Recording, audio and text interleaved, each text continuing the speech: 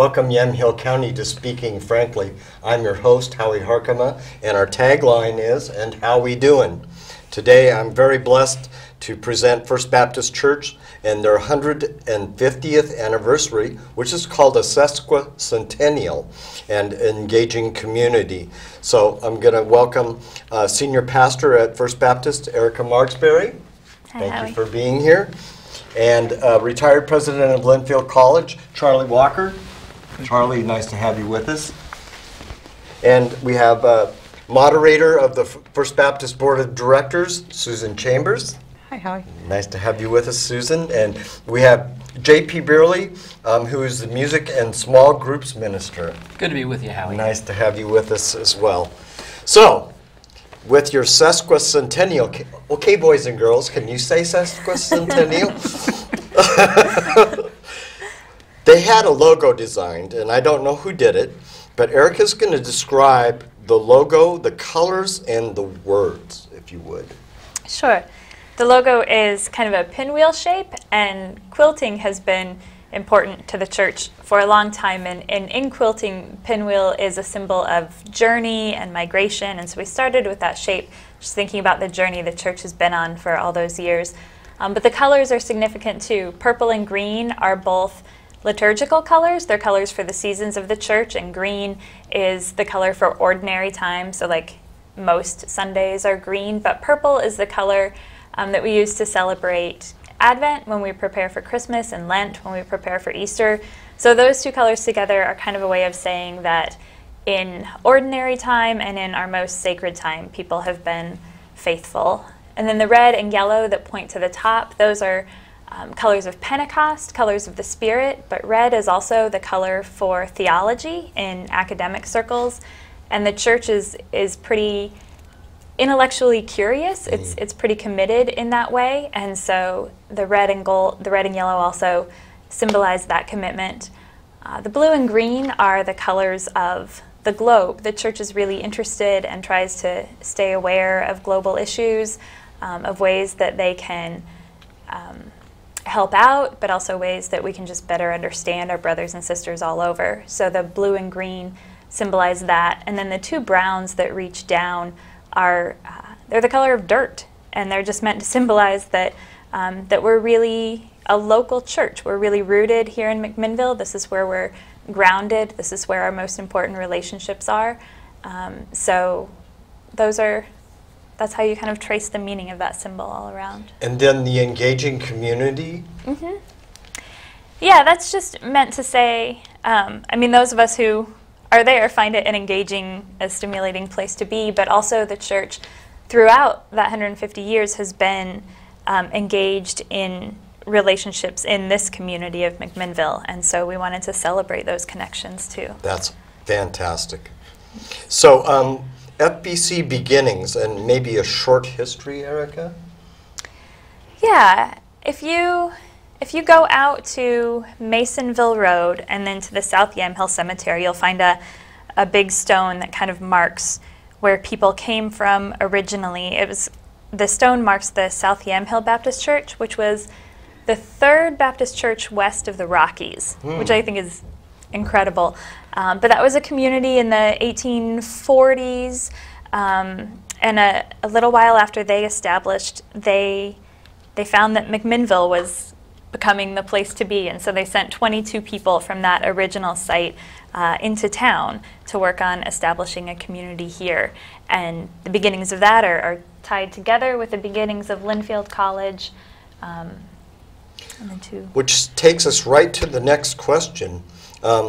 Charlie, would you talk about Linfield College and how all of that arose at the structure that is now First Baptist Church? Some people would say that the church spawned the college. Some people would say that the college and the church grew up as brothers together. J. Hyberd Pollard, longtime professor of religion at the college and a very, very major leader of the church, has a different spin. He points out that the college created the church. and gives a few dates.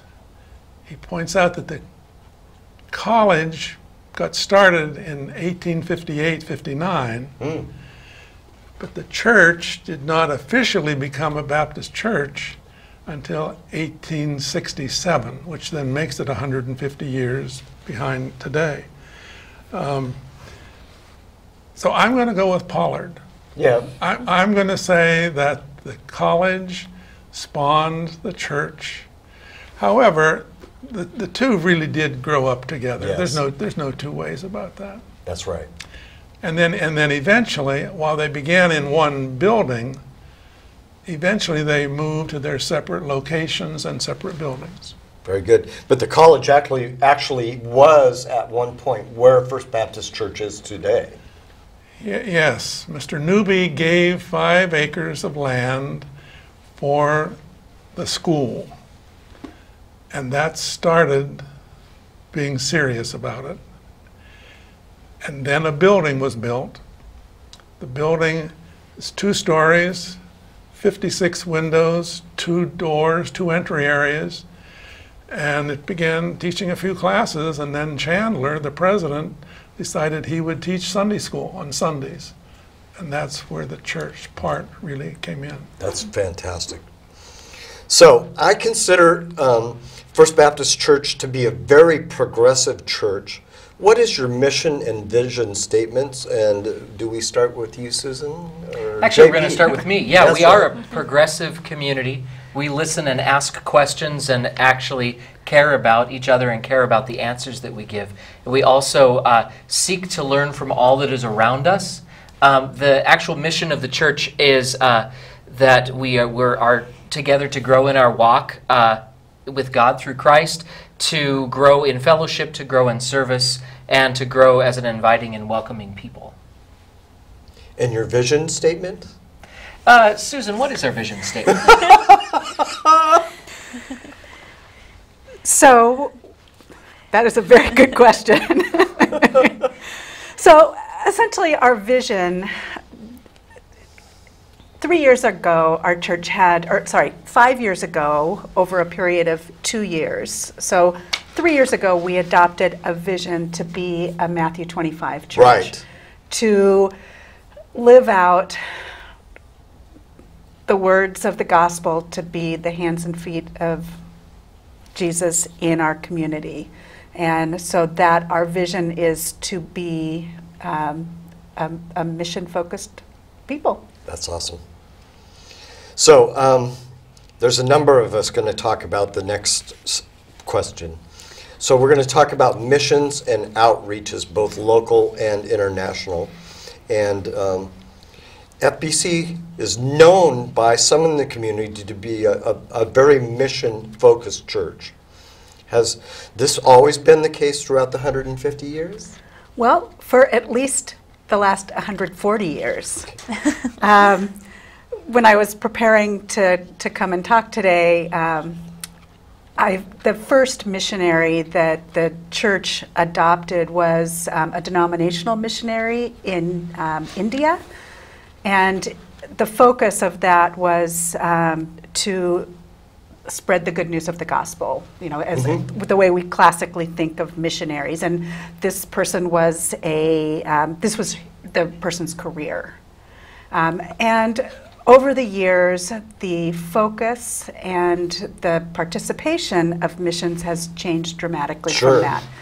Today, although we do support career missionaries around the globe, the focus of our ministry and our missions is to meet people where they have needs, to spread God's love by creating medical care or providing medical care, access to education or quality education, helping to support agriculture and new agricultural advancements in communities that Really need them. Exactly. So the focus has changed to more meeting people's need rather than spreading the word of God. But through that, we show God's love. To a larger community. Correct, to a larger community. And we also, instead of the majority of the missions taking place by missionaries, we now have many more people who are, I would consider something like a lay leader. Sure. People who take their spring vacation, their spring break vacation or some other time off work or their job to serve. And I was hoping that JP would tell us a little bit about his experience doing that in Nicaragua. Yes. Yeah, absolutely. So Howie, we support these two missionaries in Nicaragua named David and Laura Perejón, and they have an organization, they head an organization called Amos, like Amos in the Bible. They have words for all of the names in Amos. AMOS is a mission of sharing, and it's health and hope in Nicaragua. And what that organization has been doing for the last 10 years is really to go out into the remote rural communities. I don't know if you knew this, but Nicaragua actually has nationalized health care. No, I did not. Everybody in Nicaragua has health care from the government, but they can't necessarily access it because so many people in Nicaragua live an hour, 2, 3 hours walk away from your doctor. I don't know. I took my 6-month-old to the pediatrician the other day, and my pediatrician's just over by the hospital. We certainly didn't walk there. If we had, it probably would have been a whole different game if to leave and take my child just to see a doctor. So what Amos is trying to do is actually setting up health clinics and putting healthcare providers in local communities where there might be just like 300 people living there. But there's somebody there who's looking after the kids, who is promoting basically general health, good healthcare practices, public health practices that help those communities to grow and prosper. 8 years ago, we adopted 2 villages in rural Nicaragua up near the Honduran border. And since then, we have provided them with water filters, biosand water filters, actually, that they maintain themselves.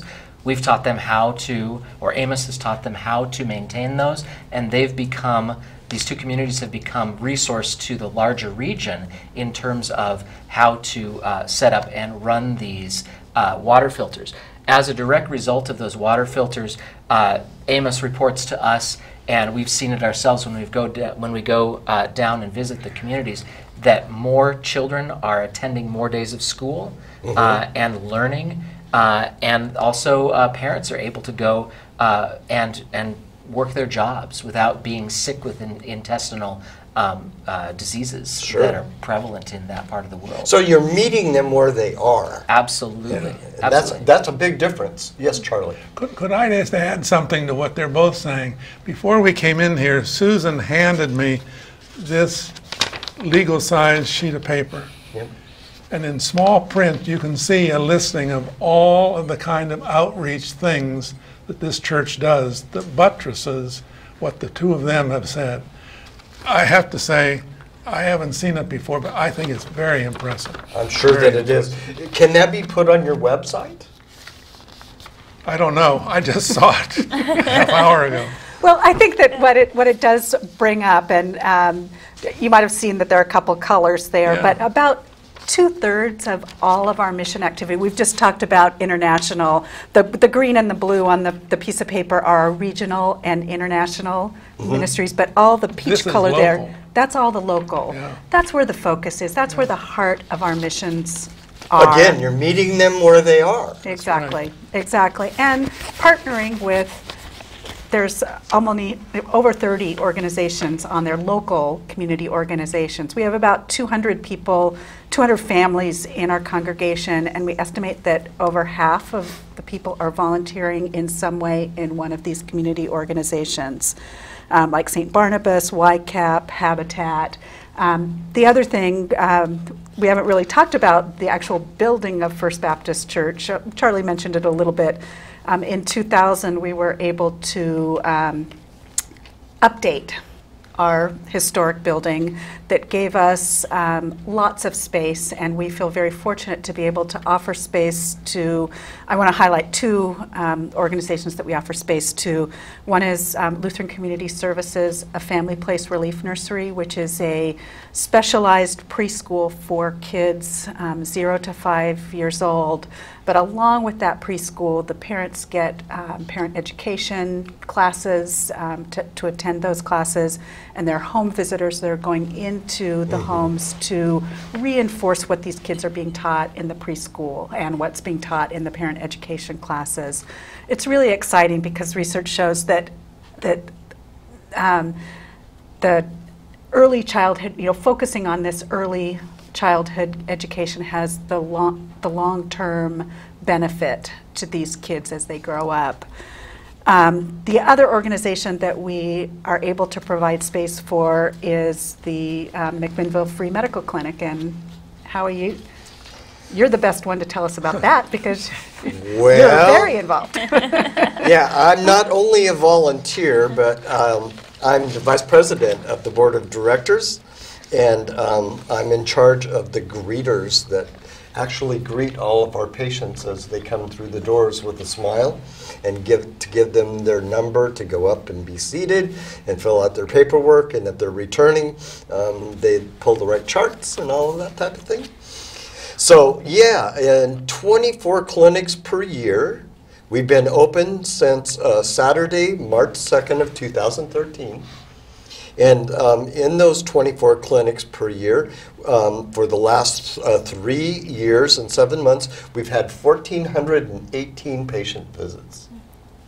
And if you average that out over that time period, that's 384 patient visits per year up to today.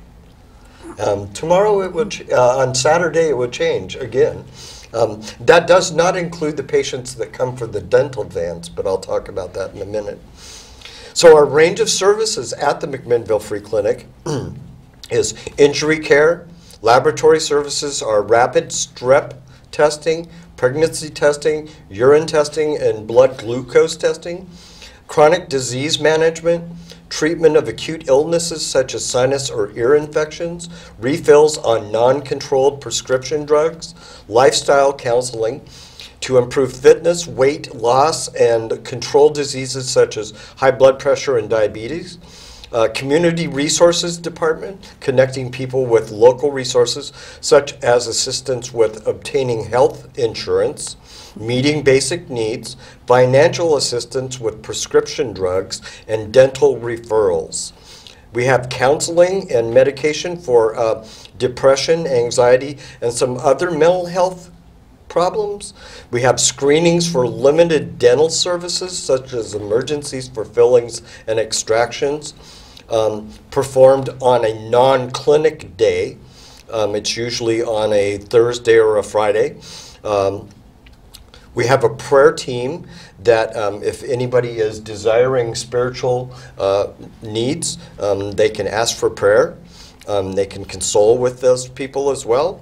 There is no cost to anyone coming into the McMinnville Free Clinic. It is by first come, first served on first and third Saturdays of each month from 9 a.m. to 1 p.m.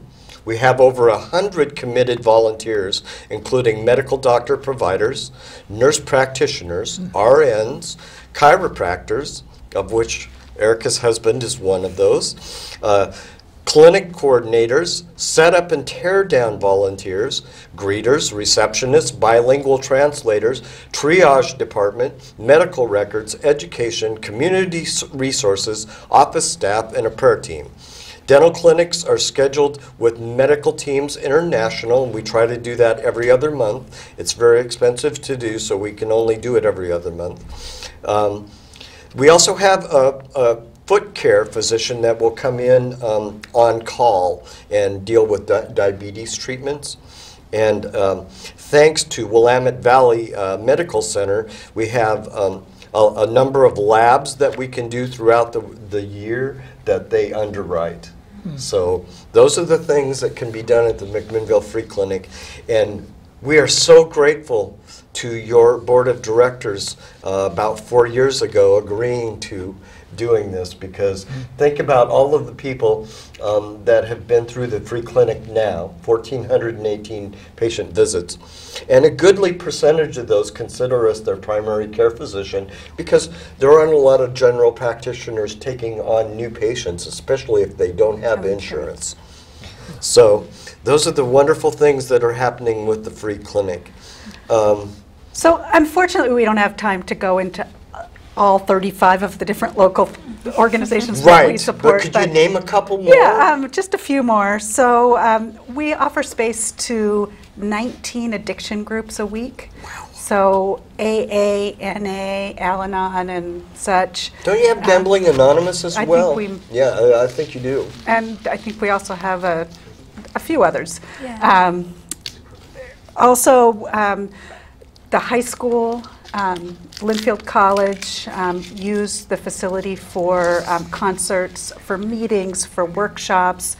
Yamhill County Health Department just a couple of weeks ago had a 4-day workshop training for some of their staff. So it's wonderful to be able to have the space to be able to engage the community. We also have quilting and knitting ministries that make hundreds of different items to give to local community organizations. I'm glad that's carrying on. I was worried when two of your... Yeah, when Lucida Duke passed on. So yeah, it is going to continue. I have made that commitment. So. She's even teaching younger women how to quilt. Oh, that's great. Yeah. I bet you'll even teach younger men how to quilt. I would love to teach younger men how to quilt. So the last thing I just want to say, some people, I know all of you who are sitting here remember Win Dolan, who was an active member of our congregation until he died at age 99. 101 day. 101 day. I thought he was just a day under. But, day over. Okay, day over. At the age of 98, he decided to write a series of historical perspectives about our church. And one of these was on missions. And I just wanted to quote him on how he summarized missions at First Baptist Church. To sum up a rich heritage, FBC is a church that has been a community leader by emphasizing diversity, respecting individuals, and trying to be useful in Christian service. Very good. So, anything else about missions that you want to talk about? I think I've covered it all. Okay, we're going to get right into celebrations so we can get to the music concerts. We have about 6 minutes. So celebration, Calvin Grants, a storytelling year. Who wants to start with that? I can start with that. We started talking kind of as a congregation, and especially as a board, as we realized we were approaching our 150th anniversary, about how we could celebrate, and realized we were going to be telling a lot of stories about the church, about the history of the church and how it came to be, but that we wanted to also emphasize that the church right now is a story, that each of us, as we live out our faith, are part of the story that God is telling in the world. And so so we applied to the Calvin Institute for Christian Worship for a grant that would fund us to explore story more deeply this year. So we're doing that through book groups, through a story project that'll be sort of an audio archive of the congregation's stories. We are reading our own archives, using them in worship. And we've invited Brian Doyle and Joe Wilkins to come and speak with us. Brian Doyle is an author who just pays really close attention to things that seem kind of ordinary, like our everyday lives, and he notices what is really holy about them. And so we thought that would be a good way to train our own eyes to notice those things. And Joe Wilkins he's a professor of creative writing at Linfield, and his writing is really grounded. It's a lot about landscape and the way that shapes us. And so as we're paying attention to who we are right here and now, we're using his work to help us think about that. That's would you like to talk about Bill Miller's upcoming book? Yeah, Bill Miller is a recently retired professor of religion from Linfield, and he has agreed to take on the task of writing the history of the church over the last 25 years. We've had small books written that record the history until our 125th anniversary, and so he's agreed to take on these last 25 years. Would you say anything else about that? No, I think he's a very appropriate person to do it because he's so knowledgeable about the whole area, and because of his being professor of religion, he's sensitive to the nuances of kinds of things that go on. I think he's a good person to do the job. I think it's perfect. The only thing that I would add about the Calvin grant is that through these funds we're able to explore stories in other ways. So performing stories. We had Portland Story Theater come and lead a workshop on how to tell your story. So not writing it, but just to tell it, to speak it. And then we are having Dana Libinati lead songwriting, so telling your story through song. And then we're also working on a congregational quilt to tell our story through fabric. That's fantastic. So we want to get into these concerts. So Paul, if you could zoom up on this maybe. This is a brochure that First Baptist has put out that talks about 6 concerts that began in October and go all the way through May 13th. So JP and Charlie, the floor is yours. Well, I guess I would want to say that why music? We wanted to make a gift to the community, but why music? Because music has been very, very important in this church. Marion Van Dyke, for 34 years, was music minister. JP has been there over 10 years. People tend to really devote themselves substantially to making this work. So when we were thinking, we want to engage community, that's what we've been doing for 150 years, let's do music. So then we said, well, but what kind of music? And we said, all kinds of music, yes, because we have all kinds of interest in this community. And so the 6 concerts that are in this brochure, and hopefully everyone listening to this program has heard about, or if they haven't heard, we want them to hear now. We started with the organ, because the most basic part of the church, the sanctuary, dates to 1926. Very shortly thereafter, one of the first pipe organs that entered Yamhill County was constructed at First Baptist Church with, I'm told, 5,000 pipes behind the scene and a set of chimes. So we said we want to renew that. And JP took the lead, spent a substantial amount of money to make that organ tick properly. And so we had that concert in in October. That's over. The next concert is the 20th of this month, November, 4 o'clock in the afternoon. It's a jazz concert. Then there's a Christmas concert. That's right. On December 4th, the church will come together, musicians in the church will come together and offer music to the community, all around the theme of light. We've seen a great light is the theme for this year. And that concert's always a lot of fun. And Charlie. And then in January, a local group, the Humley School of Music. Yes. Those people are going to put on a contemporary music concert, much of which has been written by them themselves. Then we move to the concert that will travel the longest distance to get here. It's a group from England. 4 people from England are touring this country. And there'll be piano, cello, violin, and clarinet. And they'll do classical music. And then we'll end the concert season with...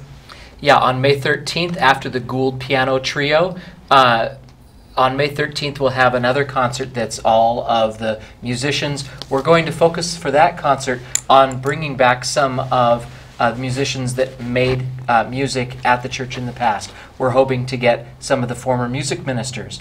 Of course, that was more than 10 years ago now, and many of them now live quite a ways away. But we're hoping to invite them to return to make music in celebration. And all of these concerts, the information for them and the dates and times can be found on our website, www.fbcmac.org, and information as it changes or is updated is put on that website for that concert series.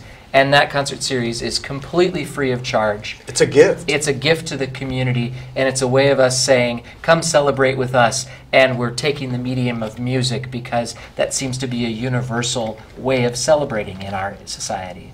Okay, we've run out of time. However, I do want to quickly get to Charlie. Charlie, you want to talk about the building and what's coming up? Well, a building that dates partially, at least, from 1926, then 1965 for the second, 1999 for the third, needs attention. And we're having to recognize that there are elements of deferred maintenance that we really have to deal with. So we are asking each other to give, not only to keep the church going in 2017, but also to take care of these major issues. It's a challenge, it's a chore, but we think we can do it, and so that's the final thing that really we're doing internally. Yes. Very good. So thank you so much for watching, folks. If you're interested of all of these concerts, go to the website and check it out. And thank you very much, JP. Thank you, Susan. Thank you. Thank you, Erika. Thanks, Howie. Thank you, Charlie. Thank you, Howie. And folks, thank you for watching.